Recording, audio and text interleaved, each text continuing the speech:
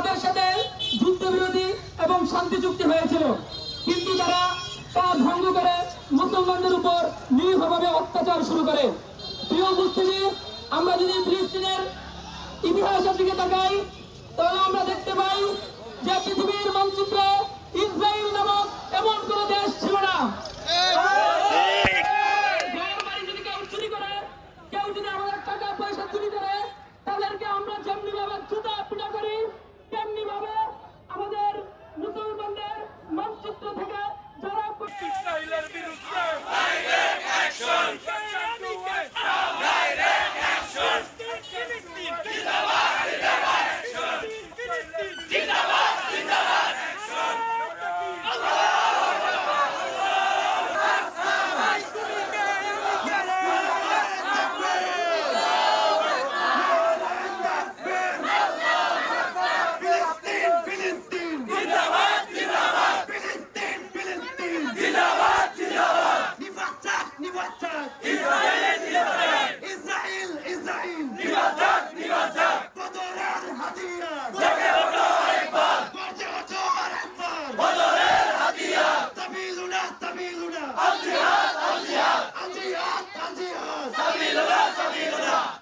সামনে যে মিছিল সামনে পতাকা বানিয়ে